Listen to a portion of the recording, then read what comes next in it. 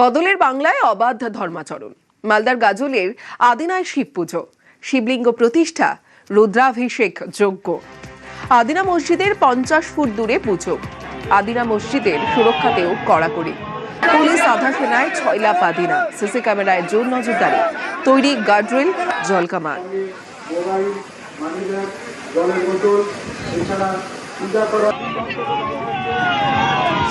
100 বছরের বেশি ধরে এখানে পুজো হয়। আমরা আইন মেনে চলি, আমরা সংবিধান মেনে চলি। সেই জন্য আমরা আদালতের মাধ্যমে এই বিষয়টি পার্লামেন্টেও আমরা পাঠাচ্ছি, কালচারাল মিনিস্টারের কাছে নিয়ে যাচ্ছি, প্রধানমন্ত্রীকে দিচ্ছি, মুখ্যমন্ত্রীকে দিচ্ছি। আমরা বলছি যে এসআই যে এই যে ইতিহাস দেওয়া হচ্ছে, সেই ইতিহাস বিকৃত না, কিন্তু সেই ইতিহাস বইয়ের 15 পাতা থেকে পড়তে বলে, তো আগের 14 পাতা পড়া হলো না, আপনি 15 পাতা থেকে হঠাৎ করে পড়াতে শুরু করলেন, তো সেখানে বোঝা যায় যে এই বই কোনোদিন পুরো নয়। তো আমরা প্রথম থেকে পড়াতে চাই, আর প্রথম পৃষ্ঠা খুললে এখানে আদিনাথ মন্দির দেখবো, এখানে আমরা আদিনাথ দেবকে দেখবো, আমরা এখানে ভালেশ্বরী দেবীকে দেখবো। তাই সেই ইতিহাস সামনে আসুক আদালতের মাধ্যমে, আর্কিওলজিক্যাল সার্ভে পর্যবেক্ষণের মাধ্যমে।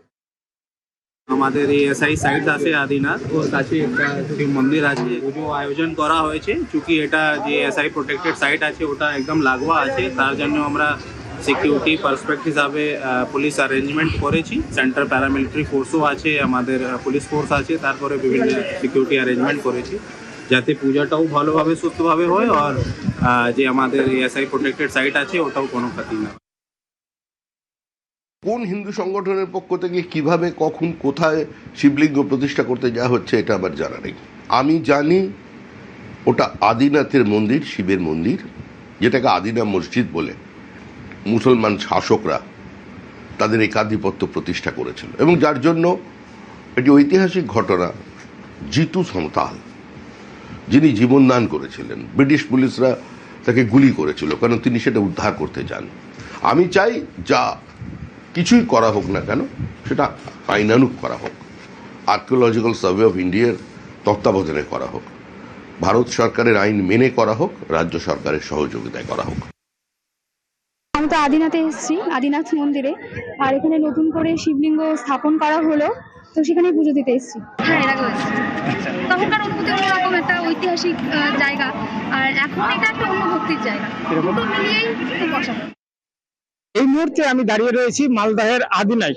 আমার পাশেই মালদার এই আর্কিওলজিক্যাল সার্ভে অফ ইন্ডিয়ার অধীন আদিনা মসজিদ, যা কিন্তু সারা বাংলার একটা ঐতিহাসিক পর্যটন কেন্দ্র। বছরভর এখানে প্রচুর পর্যটক আসেন।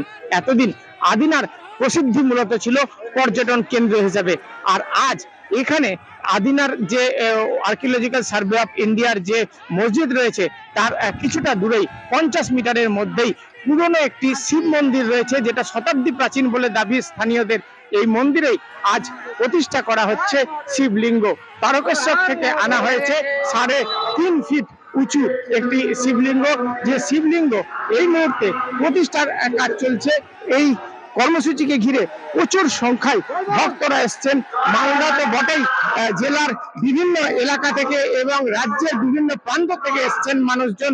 এইখানে আদিনায় শিব মন্দির প্রতিষ্ঠা উপলক্ষে মানুষের মধ্যে প্রচুর উৎসাহ উদ্দীপনা।